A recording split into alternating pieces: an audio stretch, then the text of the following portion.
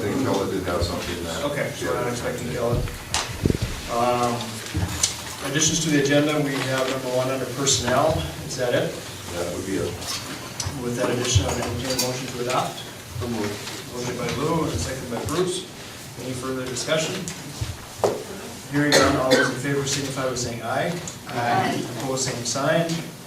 Motion carries. Proud of, District 741 is proud of, congratulations to the FFA floriculture team for their second place finish at Regions. Team members Cindy Schlangen, 12th grade, placed second.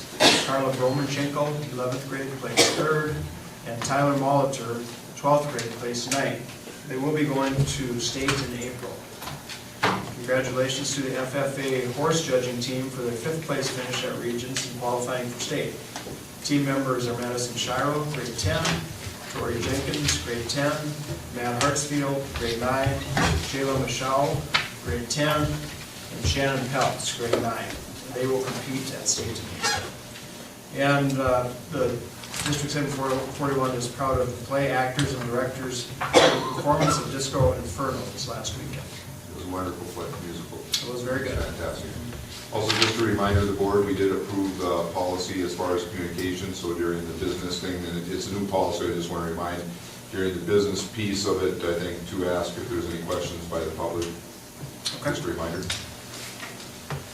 All right, we are at public comment. Is there anybody here for public comment?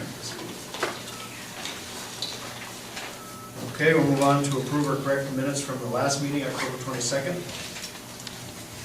I'll make a motion to approve the minutes. Okay, motion by Bruce to approve, Second. and a second by Cheryl. Any further discussion?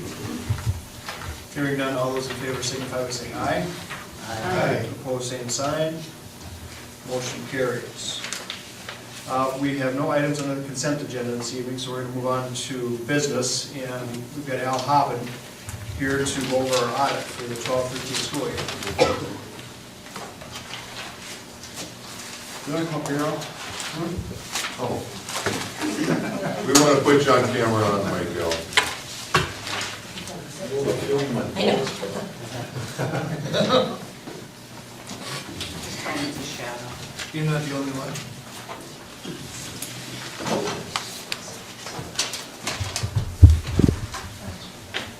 Okay, on the audited financial statements, on page 2, the independent auditor's report. That's changed a little bit, the wording from in the past. Basically, the opinion is unqualified. The additions to this report from prior years, we basically have set out a little more detail, the management's responsibility and the auditor's responsibility to clarify what we do and what we're offering an opinion on and what we're not offering an opinion on. Going to page 5, on management discussion and analysis and the financial highlights. The net position of the district, which is basically the total assets minus total liabilities, increased by $81,851 over the prior year. Overall revenues were $10,607,000 with $10,525,000 of expenditures. The general fund revenues were $9,006,664 compared to $9,346,981 of expenses. The general fund balance decreased this year by $339,399. The general fund unassigned balance decreased by $30,199, and the amount of indebtedness paid off this year was $625,000. Over on page 8, if you want an explanation, the district-wide statements, that encompasses taking all the funds together and treating them as one, more like a private enterprise would. We have a statement of assets and liabilities, everything included. And the fund statements, which are the historical statements we use, gives more of a operational viewpoint for the 1-year period, and encompassing the state requirements with the revenues and expenses being allocated where state law mandates it to be.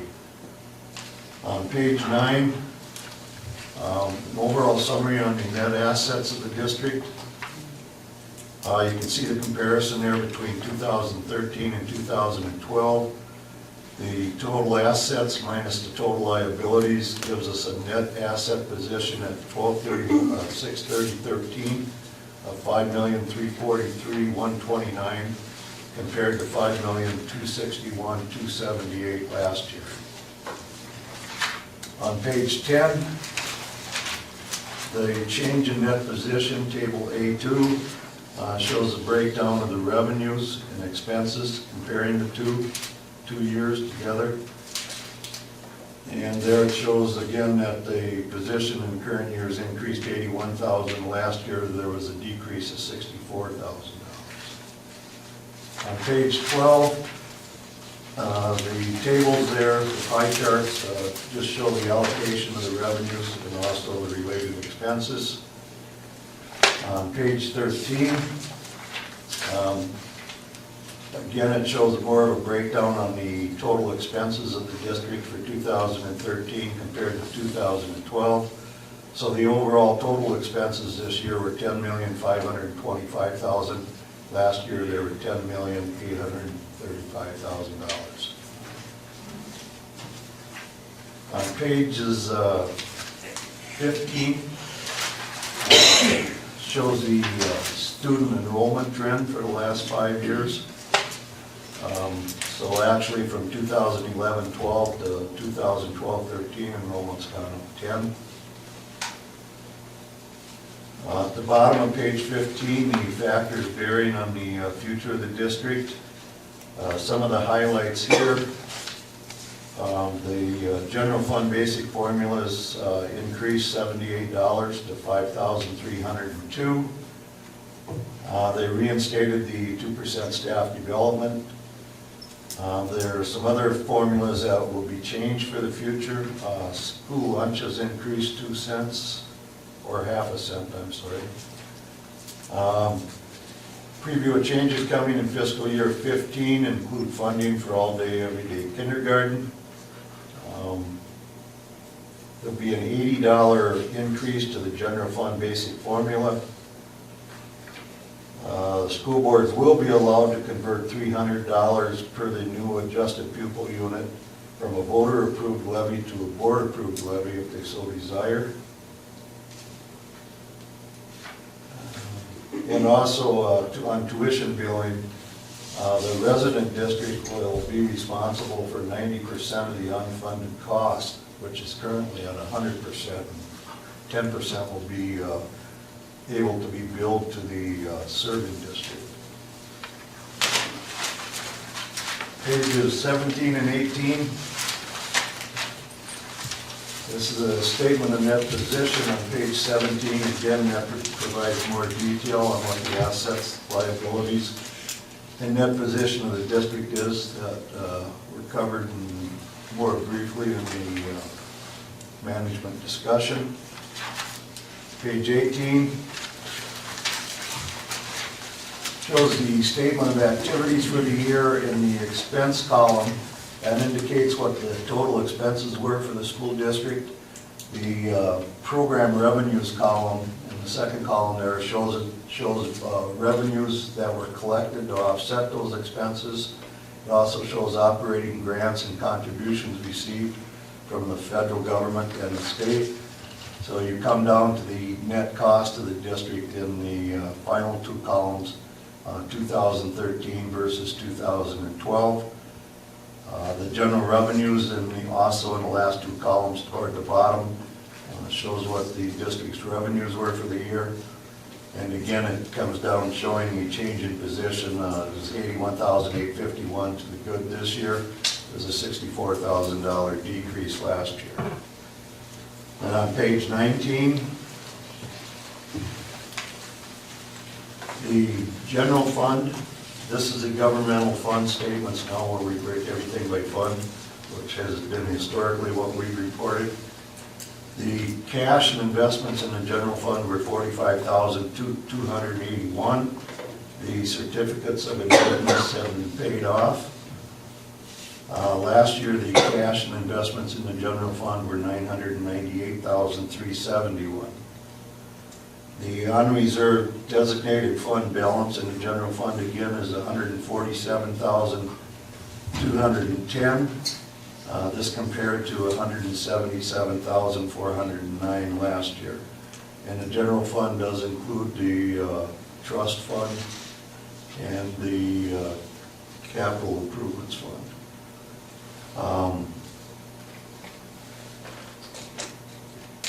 In the, lost my spot here. The general fund has a restricted fund balance of $196,371. Last year at the same time, the general fund restriction was $310,108. And if you flip back to page 36, at the bottom of the page, it shows what the reservations are on the fund balance. In the general fund, there's a non-spendable amount for $18,204, which consists of prepaid expenses and inventories. There's a restriction for operating capital of $196,371.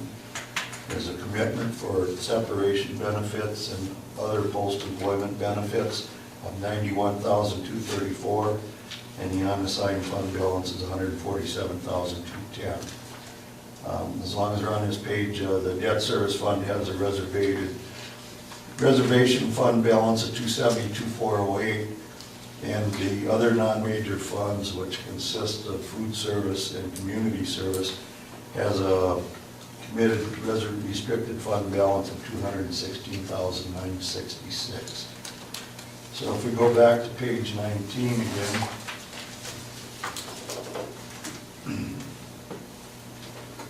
the total general fund balance in the first column is $453,019. Again, this compares to $792,418. So overall, the general fund balance unfavorably decreased by $339,399. The fiscal year 2012 decrease was $437,312. And the fiscal year 11 decrease was $140,706. Now, would you mind just going for the board on what that $453,019, what funds are in that? Because all funds are in that, right? That'd be Fund 5 and everything. Yeah, it's just 1, 5, and 8, so. Yeah, which is our capital fund, Right. which. So it's can't a be general used for fund, the capital fund, and the trust fund. The unrestricted general fund was 147, is that? Correct, 147,210. And the last time there was an increase in the general fund was actually for the fiscal year ended June 30th, 2009. The general fund balance basically encompasses about 4.8% of general fund expenditures, or it's basically a little over 1/2 of 1 month's expenses. And last year, the general fund balance would have covered 1 month of expenses, and 2 years ago, it would have covered close to 2 months of expenses. So it's on a downtrend. The debt service fund has cash and investments totaling $672,054, with total assets of $1,015,837, and liabilities of $743,428, leaving a restricted fund balance of $272,409. The other non-major funds, which again consist of food service and community service funds, has a combined fund balance of $216,965, which compares to $203,658 last year. There's no activity in a building construction fund, so it is not shown. On page 20, this is a reconciliation from the government funds balance, which comes from the page we were just on, to the net position or the government activities fund balance, which was shown on the earlier page. For example, in the governmental funds, the purchase of, in the governmental funds, the capital assets that the district owns aren't counted as anything, but whereas in the government-wide funds, they are considered an asset. Likewise, in the district-wide funds, we take depreciation on equipment, whereas in the government funds, we do not address depreciation. On page 21, statement of revenues and expenditures for the general fund. The revenues were $9,006,664. Expenses, actually the revenues are up $5,695 over what they were in 2012. Expenditures in the general fund were $9,346,981. This compares to $9,438,281 last year, or a $91,000 decrease. Expenditures exceeded revenues by $339,399 this year. The district's total payroll for the year was $6,076,970 compared to $6,229,910 last year. This is a $152,940 decrease, or 2.45%. The debt service fund had revenues of $871,075, expenditures of $833,595, leaving an excess of revenues over expenditures of $37,480, and an ending fund balance of $272,408. The other non-major funds had revenues of $903,476, expenditures of $890,168, and an ending fund balance of $203,658. Just for a reference on the other non-major funds, the detail for the individual food service fund and community service fund are, you can find those on page 49.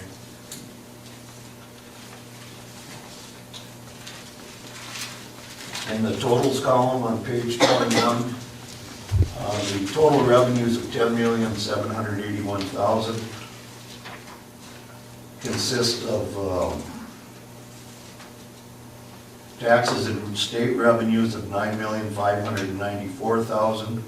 That compares to $9,526,000 last year.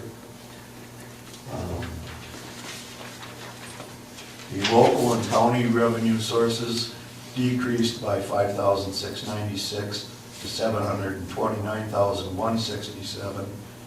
Federal revenues dropped $57,266 to $457,957. Total expenditures for all funds were $11,070,744 compared to $11,161,476 last year.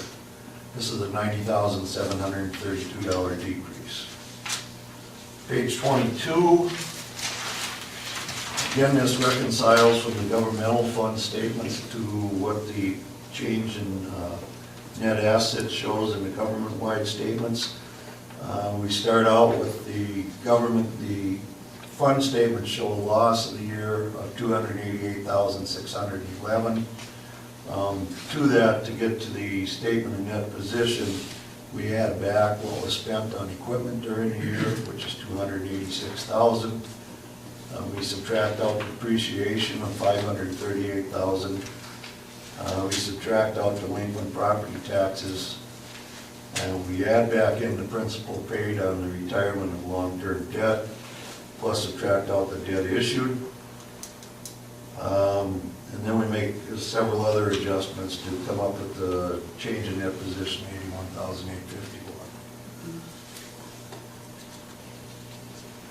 On page 23, this is a comparison of the general fund original budget, final budget, with the actual expenditures.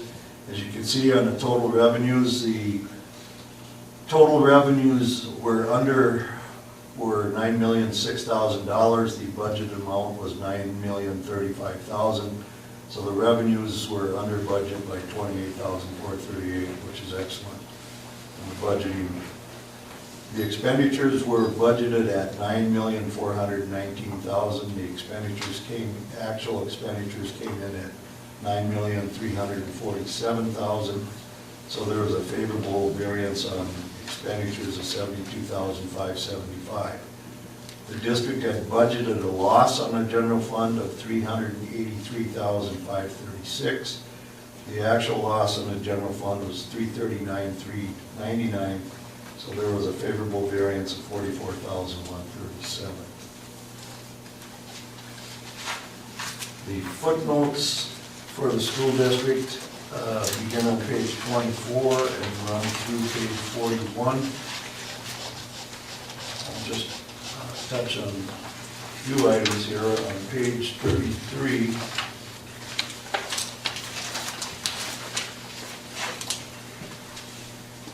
for additions for the school district for the year for equipment, computer equipment, improvements to the kitchen, new van, total $286,009 during the year.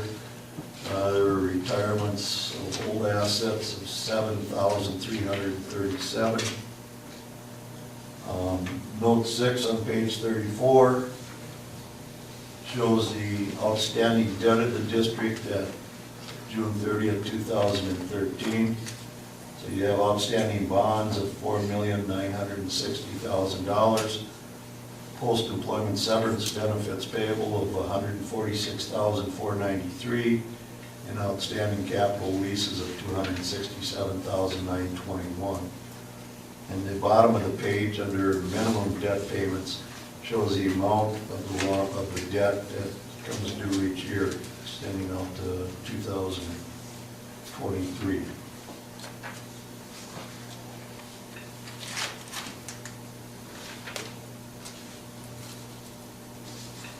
And we talked about the reserve fund balance on page 36.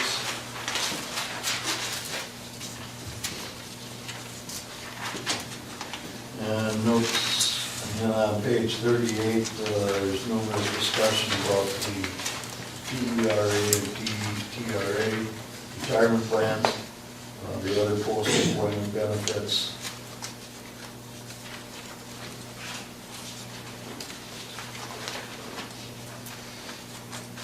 Then if we go back to page 46,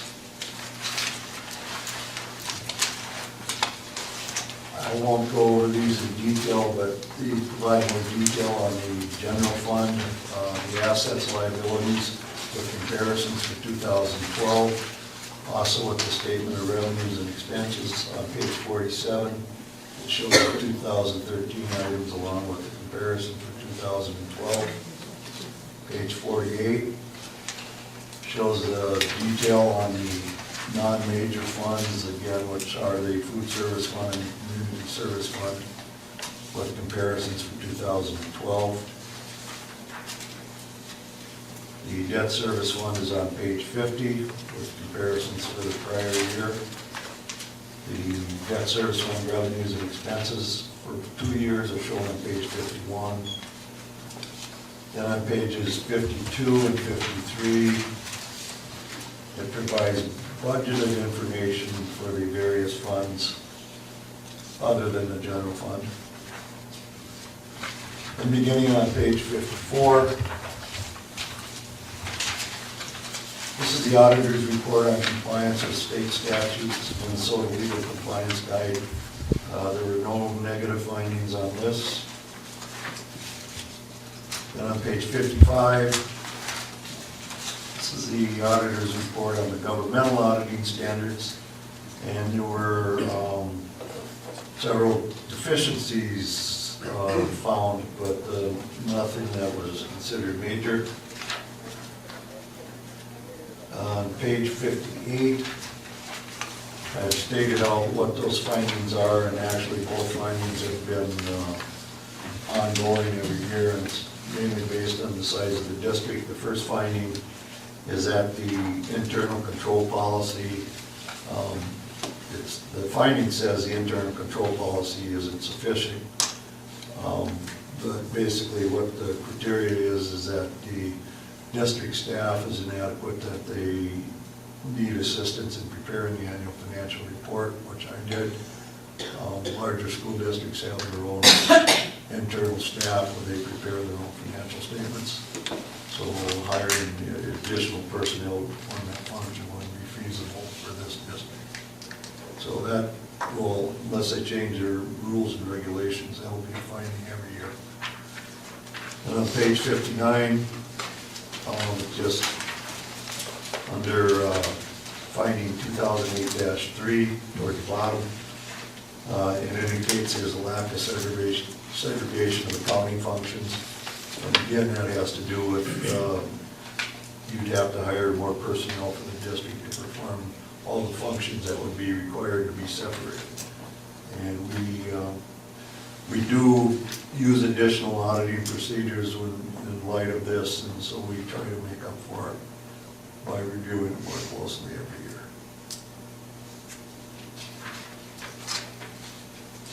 On page 61, that's the student activity report. It's basically an unqualified opinion on that. Page 64 shows the student activity count totals for the year, the beginning balance, receipts, disbursements, and the ending balance.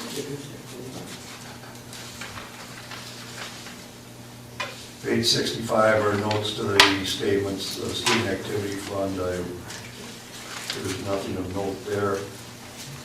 And page 66 is a report on compliance with the student activities fund.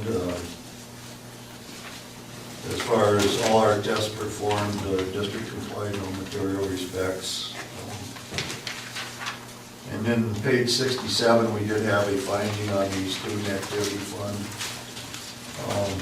It's questionable where some of the accounts that are in the student activity fund should be in the student activity fund.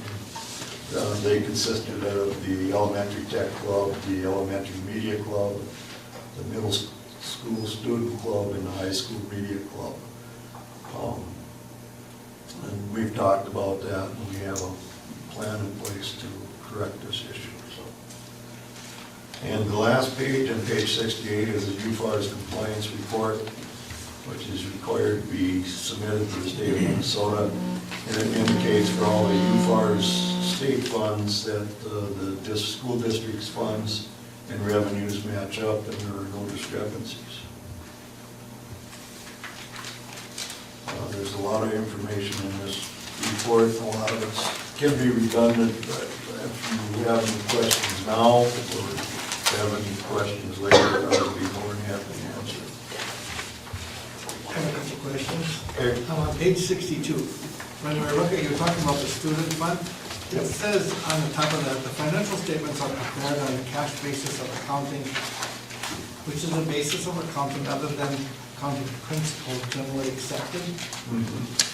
Does that mean we should be doing something else? No. Okay. Almost all student activity funds are done on a cash basis. Okay. Generally accepted procedures would be where you would actually implement accounts receivable, accounts payable. Okay. So historically, this is the way it's always done. Then I have just a real general second question for you, just so I can get a grip on this thing. On page 5, where you say the general fund balance decreased by $339,399. Our net position changed by an increase of $81,851. But Correct. did we really overspend ourselves? $339,000 in the general fund? I believe so. Okay. Yeah, I'm just going to the page where, So Yes. if we're gonna rebuild the reserve fund in the grand scale of all this, we have to correct this overspending of $339,000 plus be able to build the fund. Am I reading this somewhat right? Okay, so we're trying to build a reserve fund for the background. oh, okay. And if we actually overspent $339,399, we have to recover that somehow. And we have to go further than that to try and build that fund. Right. Okay. Although we do get additional funding from the state also, that needs to be incorporated as we go into the future. fact that the state, for example, is paying for all-day kindergarten next year. That's also something we don't have to pay for, that, for example, we're paying for this year, and there's other things. So it's not just the cutting, it's, if we get more money, we don't have to make those kind of cuts. If you get less money, then you have to get the ship back on an even keel, you're gonna have to make some cuts.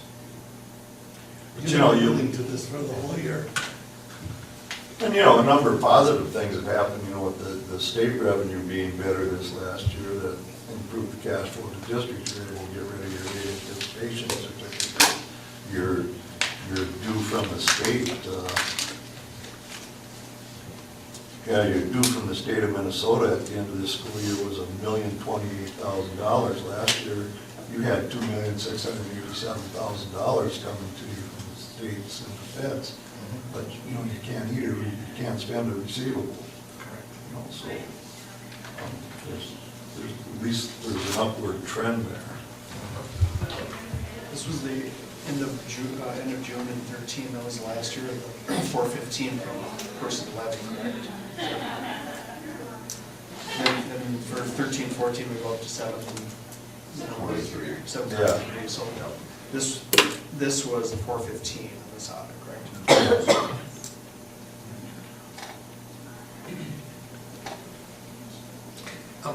We did this earlier, it did talk about an increase in the amount of property taxes collected. So why would that be? If it didn't include some of that other one? The tax shift was a lot bigger this year. I think the tax shift was, I wouldn't call offhand what that number was, but it was substantial. Okay.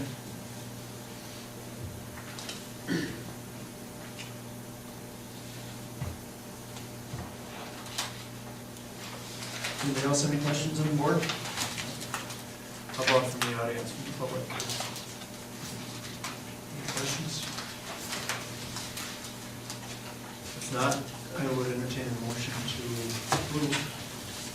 So moved. Motion by Mark, Second. and second by Lou. Any further discussion? I personally want to say that I think I prefer to look at this for a little bit. We're presented this whole thing in a really fast thing, not that it changes, but, and maybe that would be the reason to approve it right now, but it would seem to me that we don't have much analysis of what this took place. We didn't get it till recently. If I may, Bob had indicated that same thing the other day when we had talked, and his idea was if I would come back at your next board meeting, then you'd have that time, and I'd be more than happy to do that, if you prefer. As a new board member, this is a lot of information thrown at me, and I really would like to review it a lot closer. Like Bruce said, we really didn't get it until yesterday to really look through it and peruse it, but it's kind of confusing to me yet. So I too would kind of like to table it. There's no timelines. No, you'd be fine to approve at the next meeting. I think what we're approving though is just the audit that Al did. I mean, we can still analyze it, correct? I mean, You could do it two ways. You could certainly approve the audit, and I could put it back on the agenda for any questions that the board may have, or the board could certainly table this and approve the audit at the next meeting. I think it's really up to the board on what they would prefer to do. Well, there's a couple things that may happen. We may look at it and really not have any more questions, other than a pretty thorough analysis from Al. And so it may not be necessary for him to come back. You know what I Well, mean? yeah, But- that would be true. If there are no questions, Al would not have to attend. One way or another, the board's got to eventually get to the point where they would approve the audit, or we'd have to have a reason why we're not approving the audit. it seems that if we weren't to approve the audit, it would be because we found it was done incorrectly or something. You'd have to find something, I'm assuming, that didn't make some kind of sense. That's So all we're good qualified explain. to do that. Correct. But it doesn't matter to me. It's really up to the board. So we do have a motion to approve in a second. You do at this one. With that further discussion, I guess I don't know parliamentary procedure that well, but do the motion table. Is that what you? Well, I think you need to deal with the first motion first, so I mean, couple choices, Mark could rescind his motion if you wanted to. If the motion still stays there, I think you can have a discussion, but you'll eventually have to vote on that motion. It would depend on Mark, I think he has the right to rescind it, but yeah, that would be up to Mark. I guess I don't have any reason why you should rescind it. I mean, it's the audit, and we always have the opportunity to go back and revisit it if we need to. Even if you approve, We still if have, there's questions, Al could certainly come back and address the audit question. and that's, I think, has always been the ongoing persona of the audit. We always approve it, and then if something come up, there would be discussions, and if there was really some negligence that somebody had found, then we would have to go back and address that, but, I don't know, it's just, Okay, so we have a motion and a second. Is that your second, Will? You wish to withdraw that or rescind it? Okay.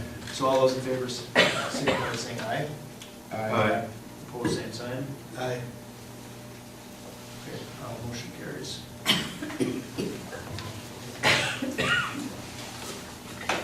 All right. Could I ask the board just a question on that? Do you want me to have Al come back, or do you want to call me, contact me if you have questions, and I could have Al come back? I would hate to have him come back if That's there what are I'd no rather do. questions.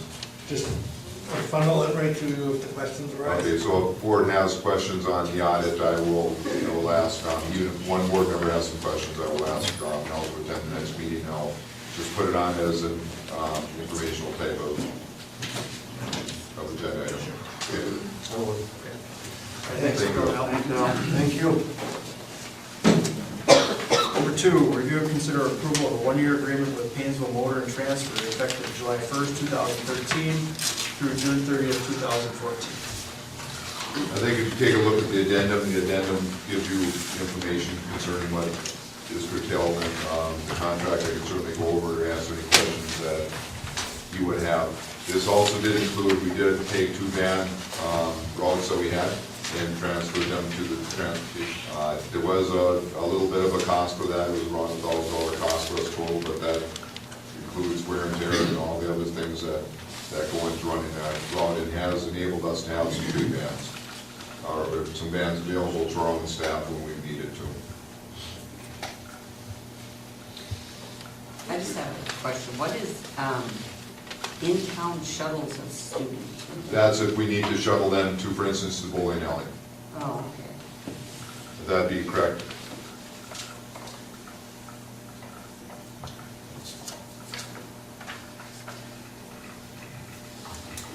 And this is, I'll remind the board, this is a 1-year contract.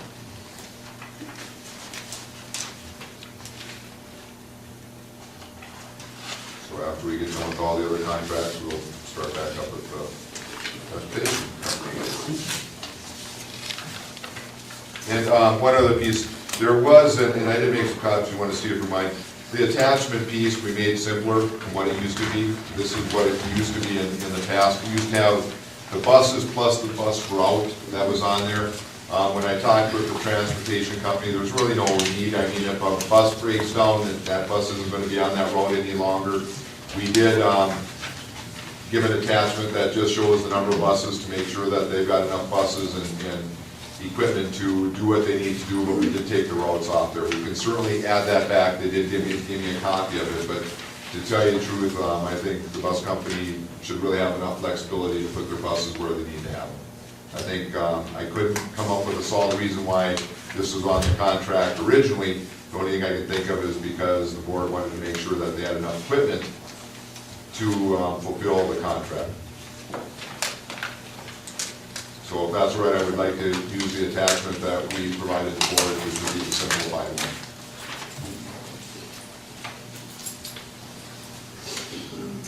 I'll make a motion to approve. Okay. Budget for transportation for this coming, this year. Okay, we have a motion by Bruce, second by Lou. Any further discussion? Hearing none, all those in favor signify by saying aye. Aye. Opposed, same sign. Motion carries. Number 3, review and consider approval of a resolution amending our current Section 125 flexible benefits plan. If you take a look at the addendum again, that kind of explains what it is for. It really is, reflects the changes necessary for our plan, and it really deals with the definition of spouse.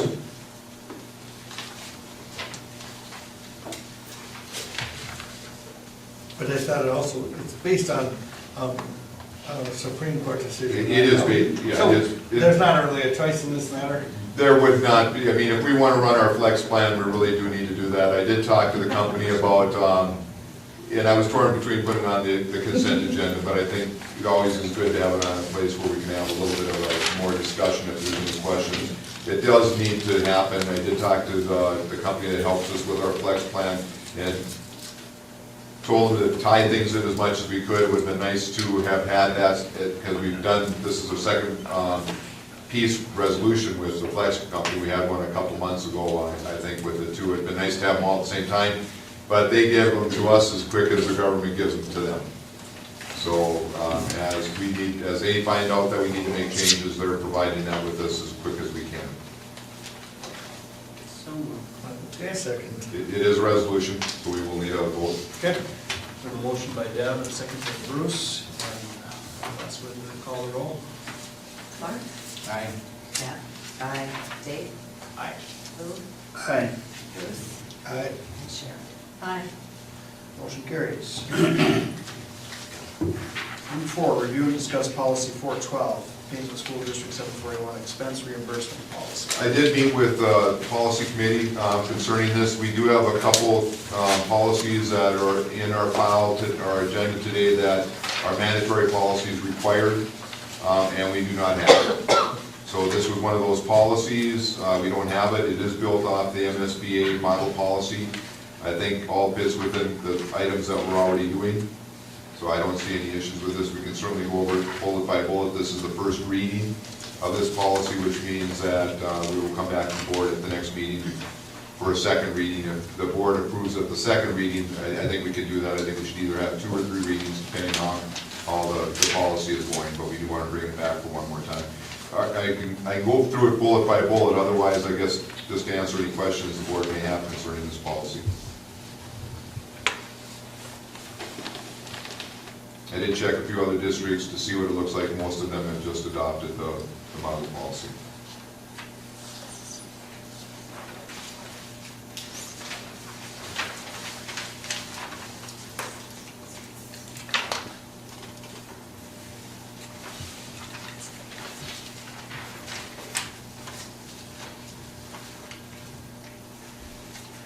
There's been no changes to the model policy here. This No, is- not, this is pretty much straight off the model policy, correct?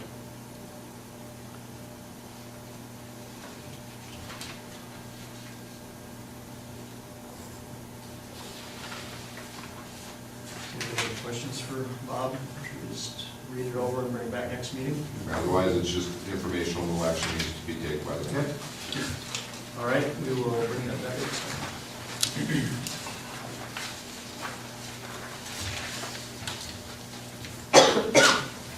Number 5, review and discuss changing policy 815 to 807, Paynesville School District 741 health and safety policy. I couldn't really come up with a reason why they called it the 807 policy originally, but how I found this is that I was going through the mandatory policies, just reviewing those to see if we were missing any. That's how a couple of these policies did get on there.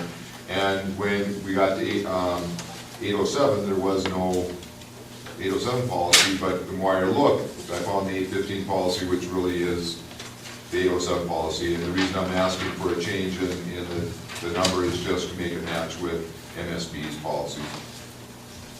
And again, I would prefer that we don't take any action this time. I'd consider this the first reading of the policy, bring it back to the board at the next meeting, and then they can approve it. There's no changes to the substance. There are no changes. The only change we'll be looking for is the number change. But you don't want to approve it tonight? I guess I would rather be consistent with policies. I think this would be a simple one to do it that way, but because we always have had 2 readings, before we make a change to a policy, I'd rather have 2 readings. All right. So, assuming there's Now, having said that, the board could choose to approve it if they want. I'm just looking for the consistency.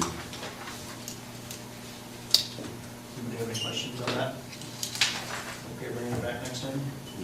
Okay. Lori?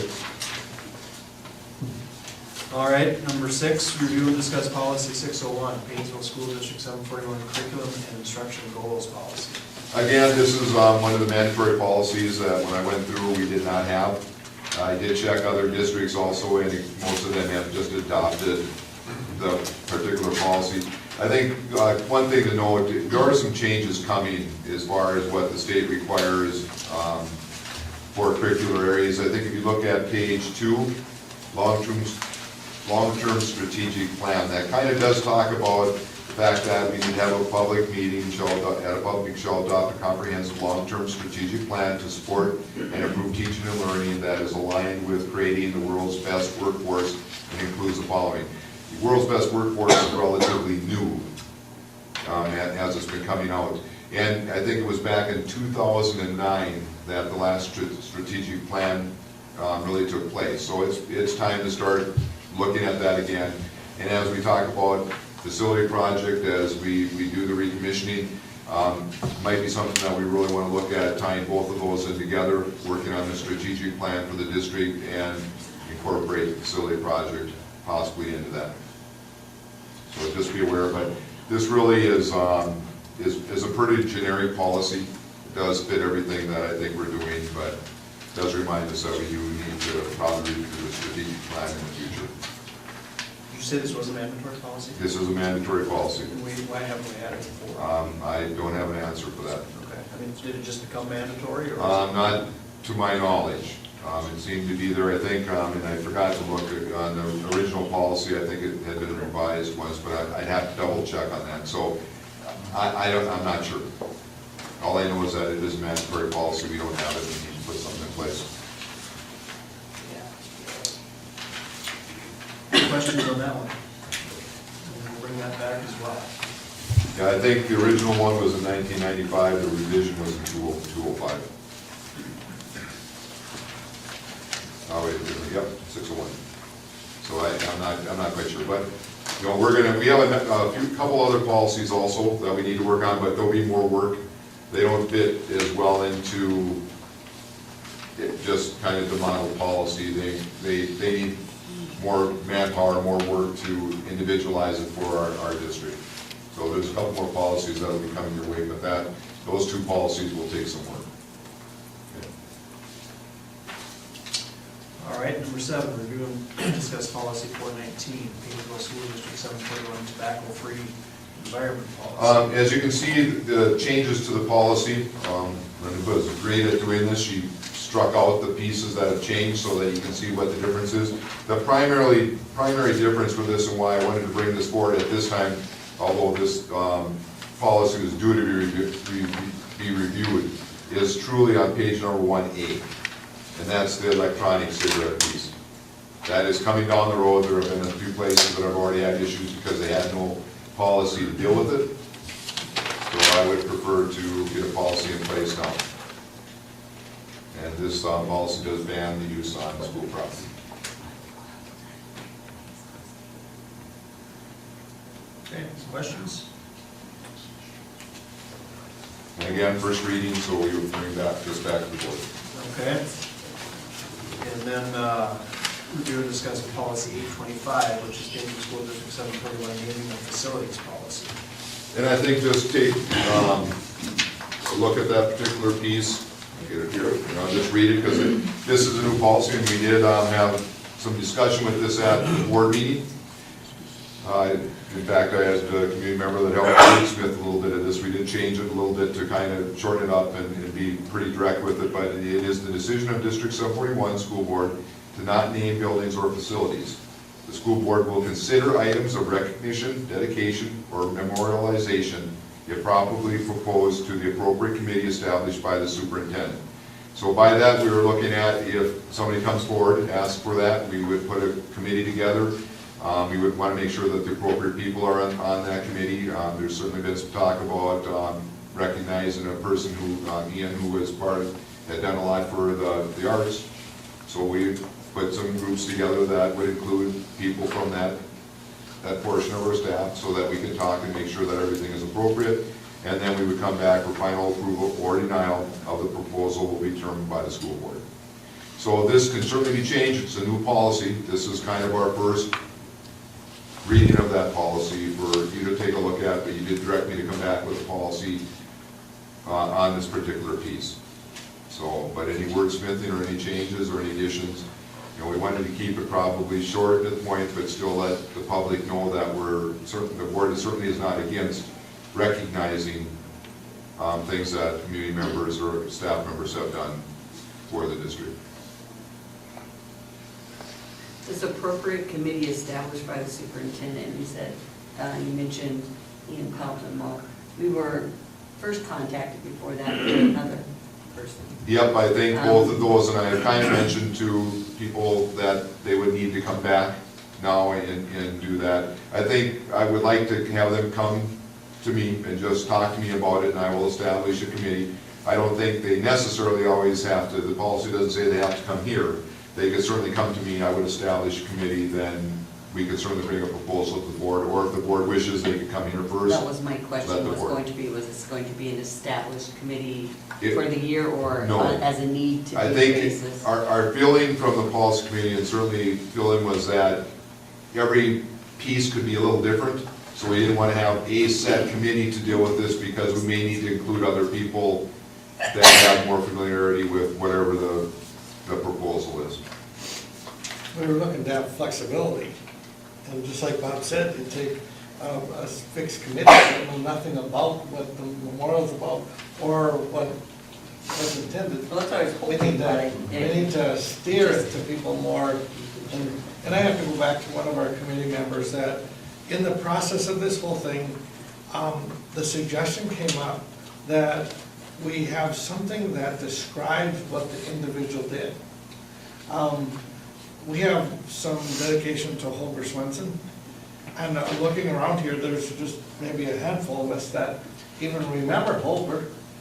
But if we had something, and just discussion of a plaque or something, but in there is a written description, so 50 years from now, we still have the same recognition, so that as we pass through our system, people know what kind of dedication somebody had. I thought it was a great idea.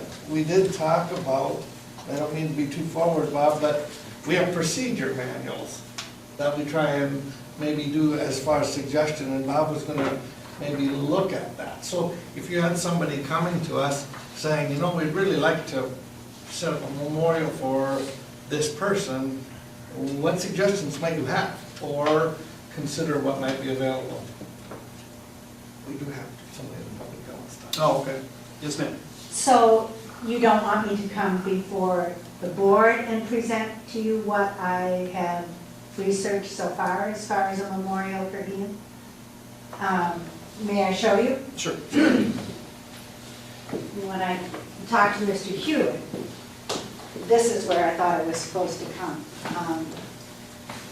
So I've just done some research on like a bronze plaque, and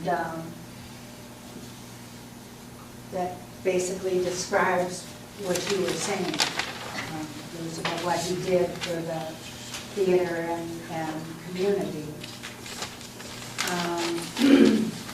A bronze engraved plaque is about $2,000.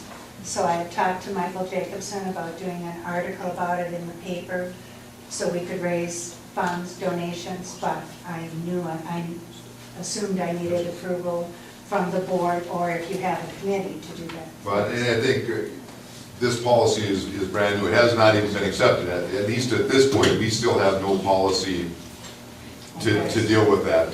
We do need to accept, you know, the policy or adjust it, and I think that's for the board to approve it one way or another. My suggestion would be is that at the next board meeting, if the board doesn't change this, they may approve it at that particular time.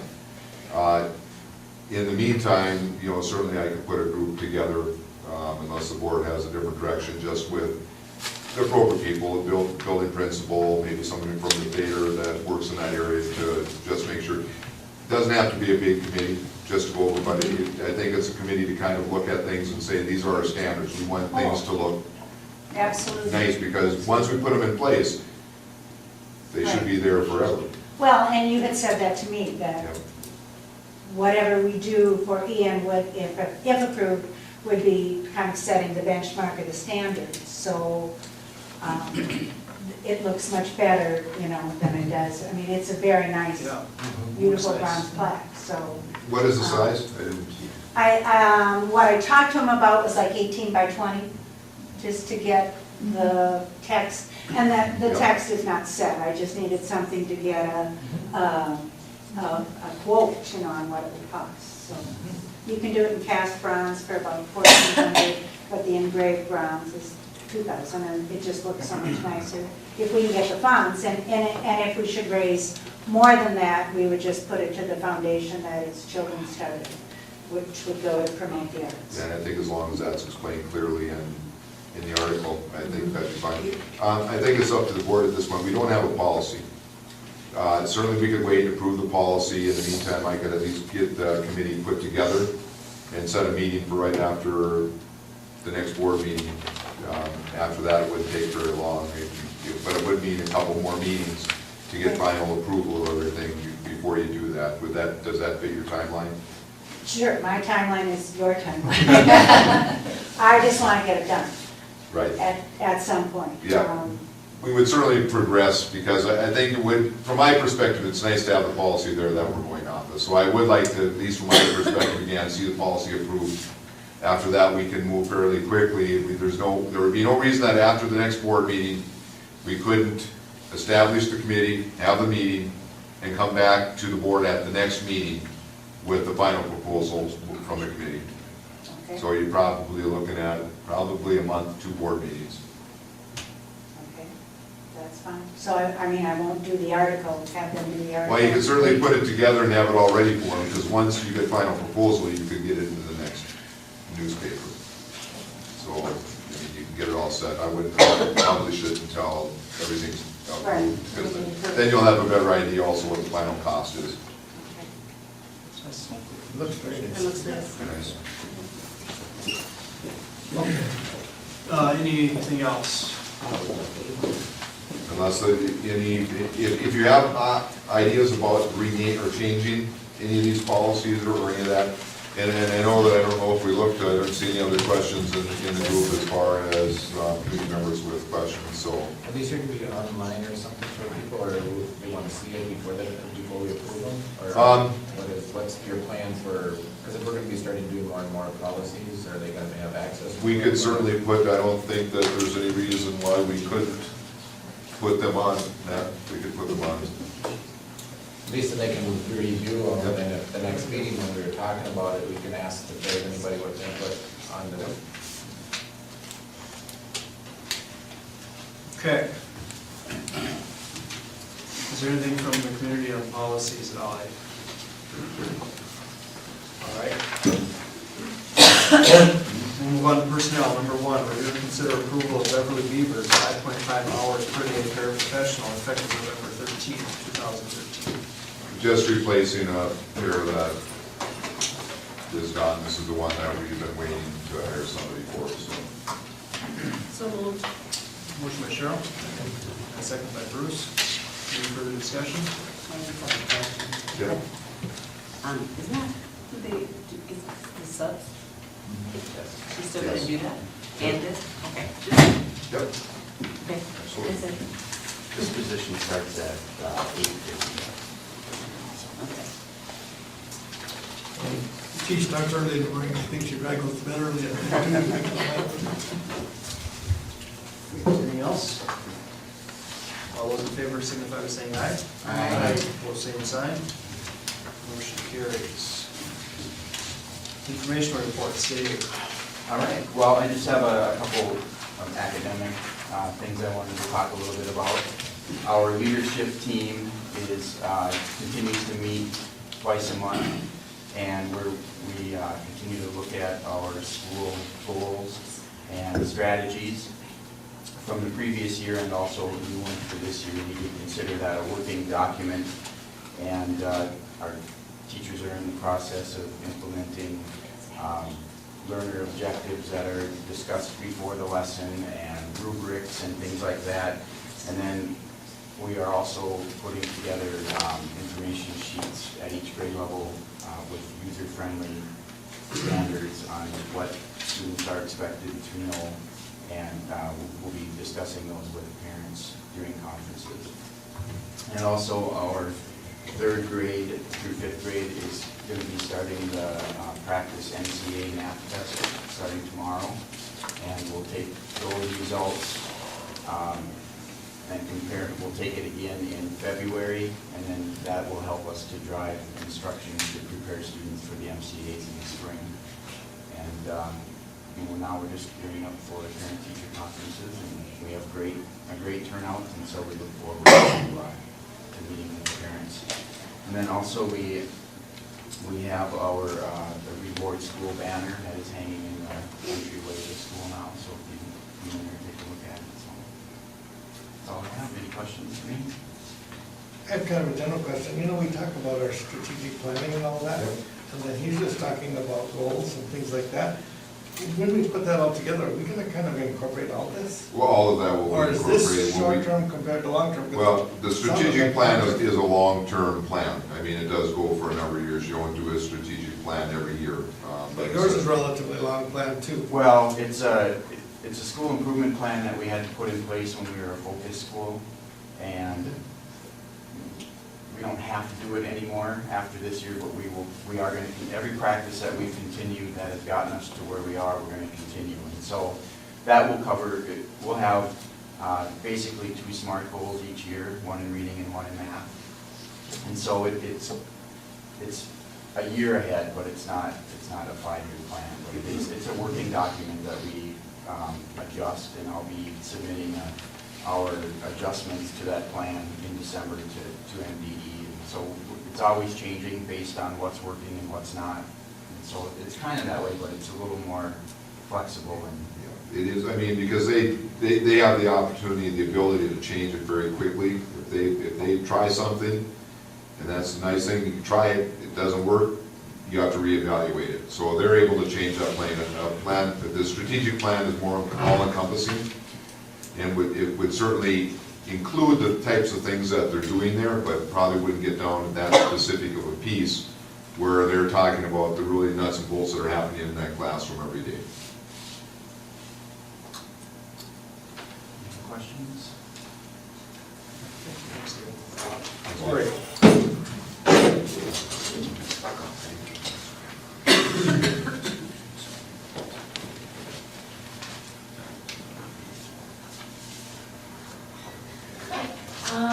We've had a busy few weeks here at the high school and the middle school.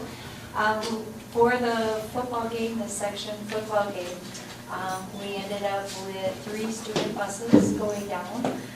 It was great to have our Paynesville Booster Club sponsor both of the buses that were band buses, and then we also sent a bus that was full with our band students. So we had great support down at the section game, and we couldn't be prouder of how our boys did on the field. Our play, Disco Inferno, again, was well attended. The students did a wonderful job. Both the kids saw the play during the day on Friday, and then we had the Saturday and Sunday production, and had really good attendance for the musical itself. National Honor Society has their induction banquet this Sunday. That will be at 6 o'clock. And then our first quarter grades, the quarter ended last week, so we will be looking at all the grades, looking if we have students that need some support. Along with Jackie is almost 80% through all our senior checks that we kind of do at this point to see if we have any seniors that we have some concerns or questions with that we need to provide some support for. And within those senior checks, also what Jackie covers is some career counseling, some financial help as where to look, what to do, who do you need to contact, setting up college visits and a lot of those types of discussions, at least to get them started. And then students will come back and forth several times with that. So we are farther this year than we ever have been at this time, which is wonderful, because then students have a little more time to get their plans together. Our Dollars for Scholars program, if you remember, Janata, Jackie, myself, and Sherry Nelson, we went online last year. We got it up and running probably in March last year. We look at having it up and running probably before we go home for Christmas or right after. What that does, it gives the students more of an opportunity to look at the scholarships outside of just our own community. So the state scholarships and national scholarships in different areas. So it will give them more opportunities to look at some financial help through that venue too. So that will be a good thing. The other thing is our 6th grade, we are starting a math remediation program. The students have kind of had their first run at the MCA test, recognizing some students that need a little more mentoring. So we are looking at providing that during the school day. So that will be something that's coming up. During our teacher in-service, our staff looking into that eye observation and the peer mediation, we actually did a training on how to utilize that program and took the teachers through. So as their first peer observation is due at the end of this month. So we went through how do you do that, how do you use the program, and talked about some of the expectations for those conferences, you know, the pre-conference, the observation, and then the post-conference. So we're starting to get the staff using that program, which was great. The next thing is, within the next couple weeks, we have a new English tool that we'll be putting online on our secondary website. Our English department put a great deal of work into using, developing a tool that we're hoping teachers will be able to use, parents will be able to use, and students use. And the tool itself is, you'll have like a compare and contrast. It gives the definition of it. It gives what keywords that you can look for in a question that you know then they're asking you for compare and contrast answer. Gives them diagrams of how to create that essay. Gives them some sample paragraphs so students can really start, as well as parents, looking at how to answer a compare and contrast question. Then also we have problem solving, also we have sequencing, and there's like 7 different types of textual questions that we found, or that our English department found, given in the MCAs. So hopefully it will be a good tool that all our staff are going to start to utilize in the classroom. So if we're practicing it from now until then, that both on the ACTs and the MCAs, our students will be performing better because they will be better able to answer those different types of questions and recognize them. So we have it ready to go, and now it's just I need to get it to Matt to put it on our secondary website, and then our teachers are going to show it to parents and students during the conference time, so they know this is the tool, this is there, so that as they're doing daily work or work papers or those kinds of things. So we're hoping that will become something that will be used. So look for that. It should be, Matt doesn't even know about it yet. We just got our finished product, so we just got to get it to him to put on the website. So that's kind of been our building last couple of weeks. Any questions that you might have for myself? Thank you, Lori. Thank you. Matt, yeah.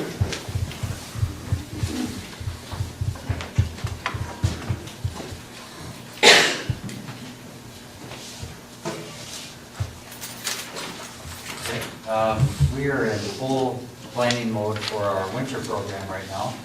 Many new activities. One kind of neat thing is we're going to be featuring a concert in our auditorium each month, December, January, February, March, and April.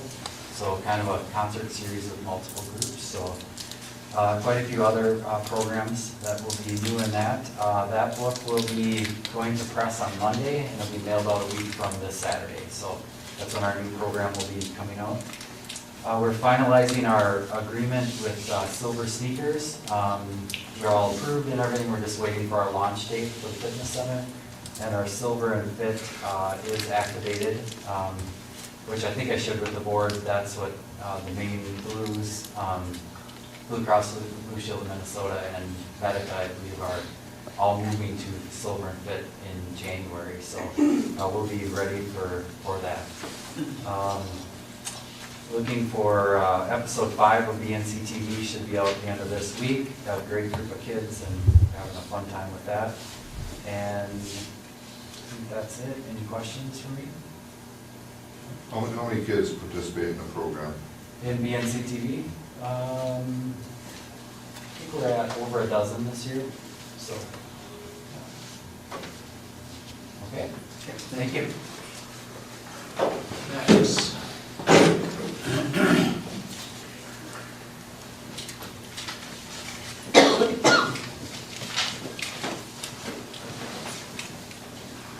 Well, unfortunately, the fall season's over, but we did end up this fall, had one cross-country runner make the state tournament, a conference championship in football, set a few school records, so we'll have some proud ofs for you next meeting, as well as the all-conference awards for all of the sports at the end.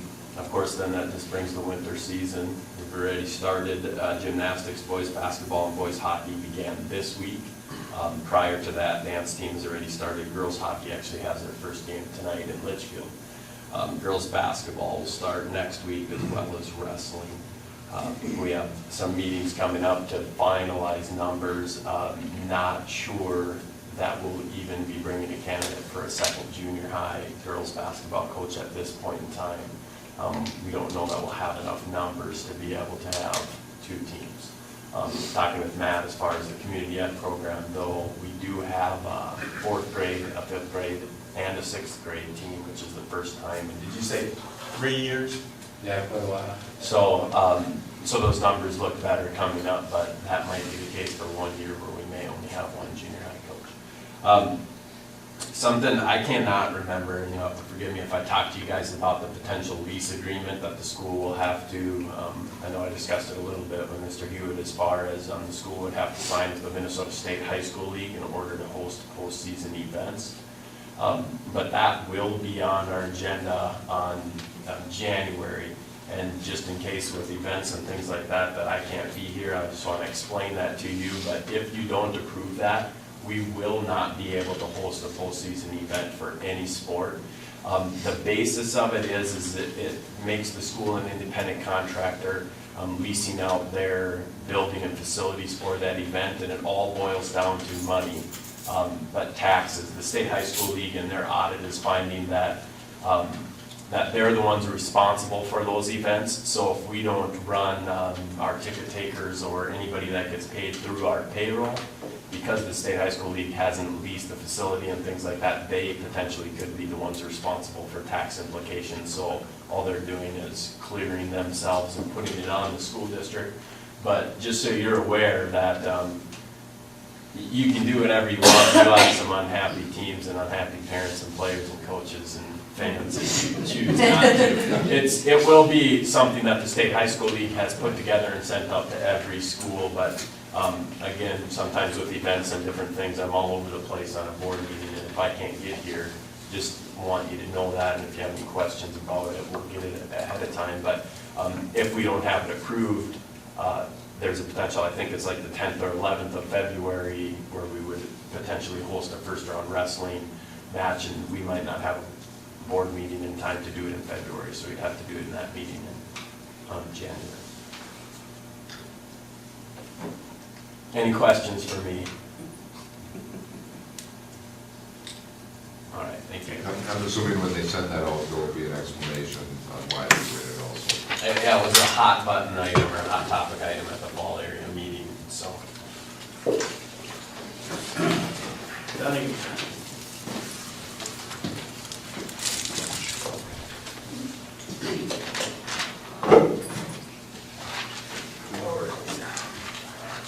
Recommissioning started last Thursday. They've had 2 technicians out here from Yule for, I think they worked 5 days out here now. They've been recalibrating thermostats, checking dampers, heat valves, logging, our mechanical deficiencies. Things they found so far is fire dampers closed, busted fusible links, which hold the fire dampers open, bad heating valve diaphragms, and air leaks in the panels. I did get an email from Dave today, which one of the technicians, and just a note of progress. He says, "We have been finding many deficiencies in mechanical systems. We are logging information into a deficiency report and making some corrective actions, fixes where it can be done quickly at no extra cost. These will also be listed on the deficiency report. We will have a deficiency report for the air handlers soon." They didn't get to the unit vents. They're actually working just in the elementary school now, and they didn't get to the unit vents in many rooms because of classes going on. They hope to come back around Christmas and get into the elementary school again. They plan on being out at the high school towards the end of this week. Other news, had a boiler go down here this morning. We had a bad fire eye in it, and it would not pick up the pilot lights, so as soon as pilot light lit, it went down. Had that repaired. We had a tunnel leak, or a leak in the tunnel at the elementary school, it was a big steam leak. The guys took care of that this morning. We've also had the Garland company out here, this Garland roofing technician, or specialist, I should say, and they checked our roof last week, walked around, we found a fair number of rips in the roof due to the cold weather. It pulled away from the edge of the roof, and we had a big rip over the office area in the high school, cardio room, and the dressing room in the auditorium, which, as of tonight, they fixed those 3 areas, and then we're having them check a few other areas in the school. Other than that, Yeah, they'll be putting a report together, probably, I think we talked about probably December, early December, I think. I think early December is what we talked on about. the state of our roofs. Yeah, we certainly have some concerns. One that's over the cardio room, wasn't that part of that, that was just redone? No, that was a cafeteria, boiler room, art room. It went out to the cardio. Oh, okay. I was gonna say, but that's very close there. No, Stop right at that section. it took right up to, so. Okay. I knew they were on the side of the building, so. Any questions? The one you found over the principal's office, is that maybe where all the water was coming from? Definitely. What happens up there, there is no edge to that roof on the old section. When we get water up there, there's probably 6 inches. I mean, if it's 6 inches, or 4 inches of ice and 2 inches of water, it actually runs right over the roof. I mean, we had a lot of trouble this spring because the drains were froze yet. It just went into our office. And that's one of the areas that is the oldest in. It's a 1989 section. Yeah, it does need to be fixed one way or another. So, and when he comes out to report, he'll put a pretty thorough piece together for us, because we have some issues on that road. He plans on coming out and talking to the board. So. I'm impressed that you did it this time of the year after the roof is contracted with the temperature a little bit. We actually haven't seen it until it contracted. Right, that makes a lot of difference. It's sitting in the summertime. Yeah. It expands and you never can find anything, so good job.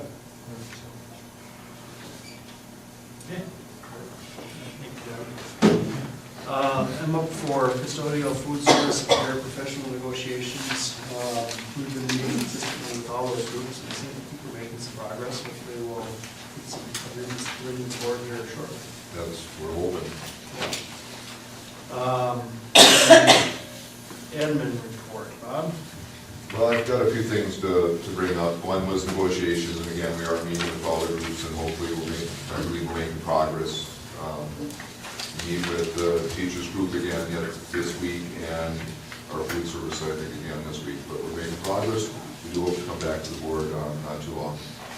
We did go out for bids for the storm shelter project. They'll be open at 10 o'clock on Thursday, November 14th, this week. After the bids are opened, I may recommend that we have a special board meeting. The reason that we're bringing that up, or I'm bringing it up now, is because it kind of depends on time. First, we want to make sure the bids are within where we believe they will be. I don't believe we're going to have a ton of people bidding. There was only one company that came to that at the bid meeting. But that bid should be in. Once we make sure it's right, it's all in timing. We want to, if we're going to start this building project yet before winter hits, we're going to need to move things fairly quickly so that the footings and everything can get dug in and cover the ground, do all that kind of stuff. So it may be necessary for a special board meeting. There was one other way to do it, and that would be a letter just saying we're going to support this project even though we haven't gotten board approval. I just think it's cleaner to get board approval and do that. So we are looking at, we'll need to get 3 days notice for that. I think once the bids are open, probably we're looking at Tuesday, maybe Wednesday of next week. If we have to have a board meeting, I would like to get an idea from the board on when the best time for the board to meet would be, before school or after school, during school. Have a preference? 5-minute meeting, right? But it'll be a short meeting for you to take a look at the bids themselves and then to make a motion to approve. Before school's always better for me. Before school so early? I prefer that too. What time? You tell me. 6? If you need me at 6 o'clock in the morning, I can be here. Now you have to get, it's not me you have to convince, you better convince the other ones that are sitting next to you. It's easier for me. Okay, there's 2. Dave? 6 is pretty early. I was thinking 5:30, he goes the other way. Let's see. What's 7? Let's see. How long will it be, last? 5-10 minutes tops. 7's good for me. Okay, 7 o'clock? That's not the Okay. best time for me, but. What time would you want it? Well, mine's when kids start showing up at 7 o'clock. I mean, they're all coming for breakfast, but we'll just put something in the oven and Mike can do it. I'm not gonna get a phone call from him, right? No, I won't give you your number. So 7 6 o'clock in the morning. 7 o'clock then? 7's good. Yeah, once I make sure that the bids look appropriate to bring them to the board, then, and I do want to talk to Bruce and Chris just to make sure about the timeline, to make sure that it's necessary for us to have a special board meeting.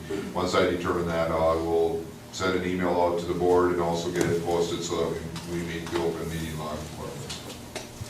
Okay, so just be aware that that's coming.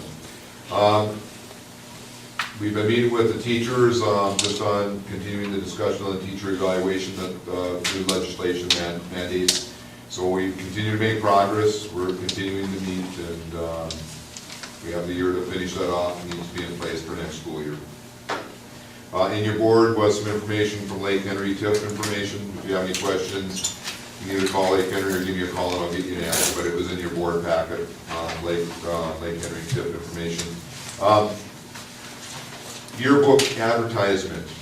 You've done this every once in a while. You want to explain this one a little bit, Lori? Yeah, no matter what, the yearbook would like to have a word picture, so we could do that tonight. But the yearbook also sells ads, so if you would like to purchase an ad for the yearbook, and it's probably half the time we have and half the time we haven't. If you'd like to purchase an ad in the yearbook as the school board and, representatives, and if you want, an email or nothing, just, an ad of some sort you could put together, that we could do that for the cost of the ad. And there's different costs for, a quarter of a page to half a page. The one that I looked at from 2 years ago, it was a quarter of a page. Either way, the yearbook would like to have a picture of you as our school board for the yearbook this year. And you just need to make a decision on whether you want to If do you this would or not. like to purchase an ad or not. There's been years that evidently the board has done it. There's been years the board hasn't done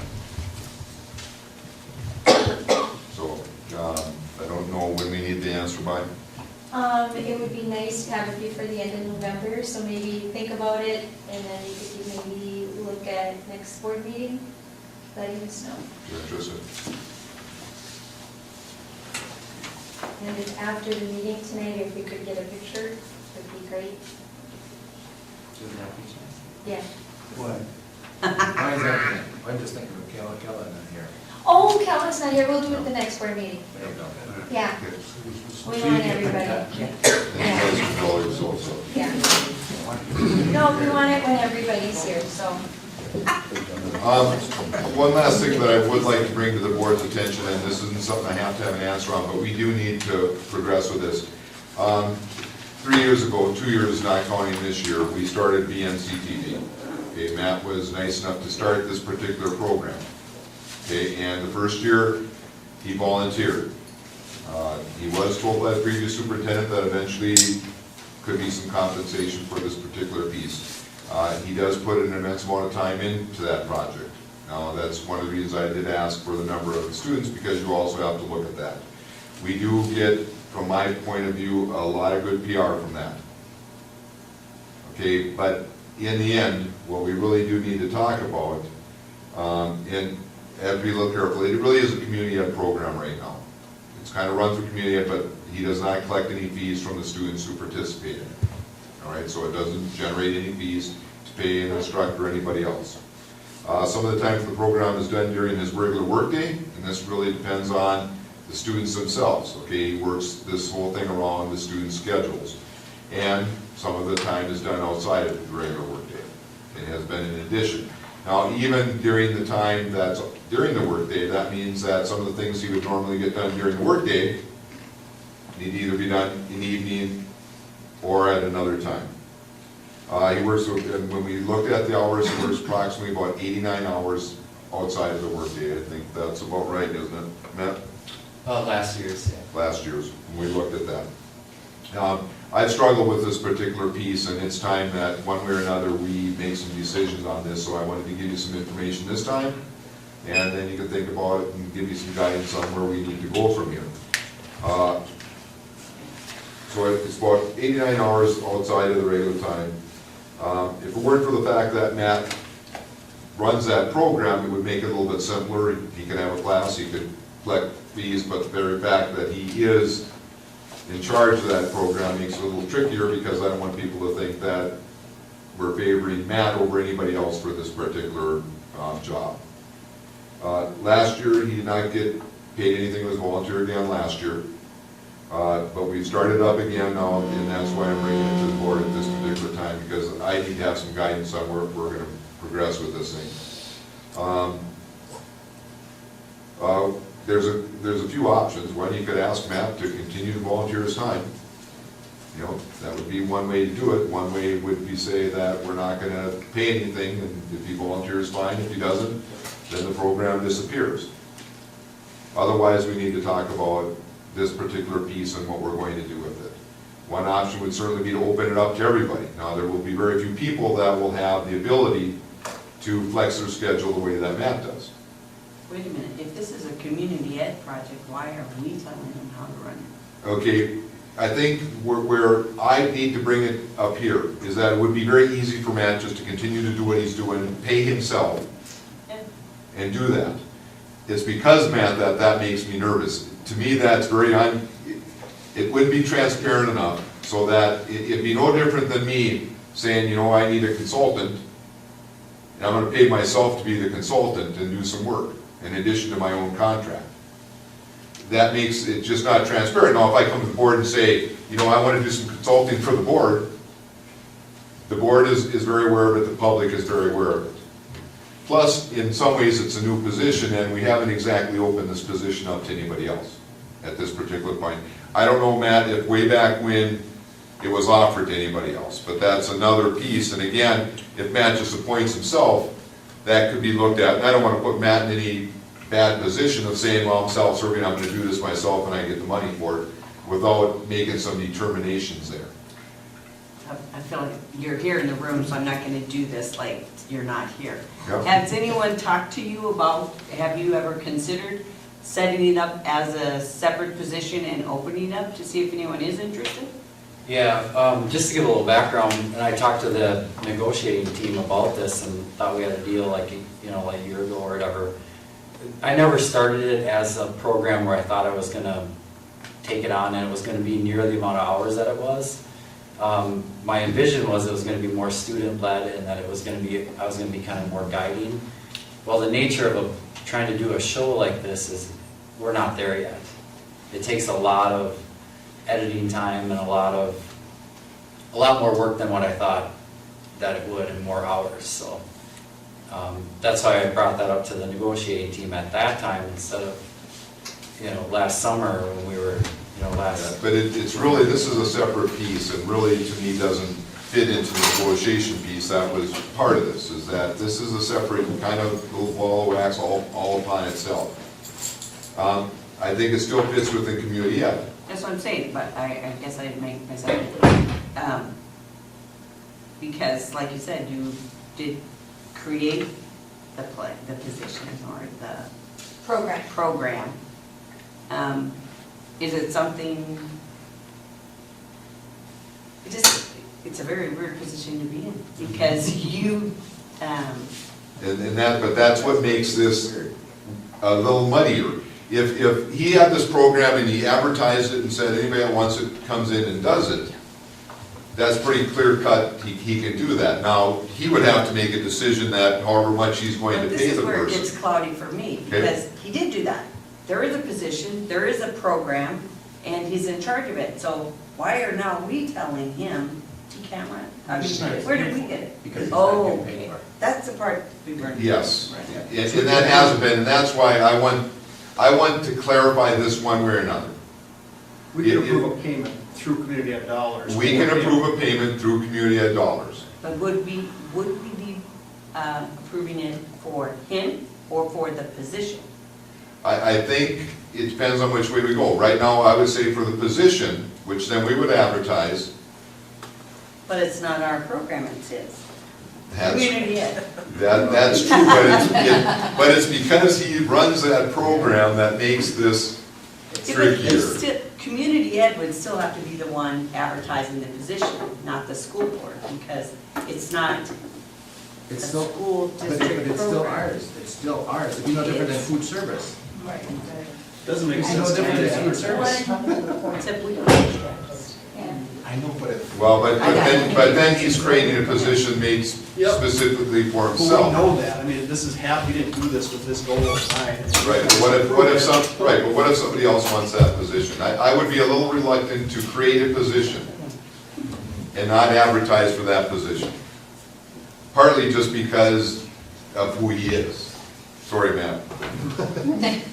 Don't mean, that's a good What thing, you do. but it does make it. I just don't want, I want this to be clear. If we decide that he should run it just as any other community ed piece, then that's what we do, but at least then everybody knows, including the community, that that's what we're doing for this position, because then it takes him off the hook to say, that nobody should be able to say then, I'm doing this for me. That's why I did this, so I could get more money, so I could create this job for myself. And that's what my worry is with this. And I've been struggling with this piece for too long, and I just want to clarify one way or another, and I'm asking, just for a little guidance on where the board would like me to go. If the decision is just to let Matt run this as any other program, then that's that decision, we let him run it as any other program. Then Through community ed. students would have to be charged to recoup. That's right, and then you may not have any students that participate, that's part of the problem. Because right now, it's as much of a PR thing for the district as it is anything. And that makes this also a little different, is that we don't charge the students because of that. And, and that gets into the cost to some degree. Now, Matt runs his own budget. Okay, but now you've got 12 students. So what is that worth? Yeah, I should have had all the money I needed.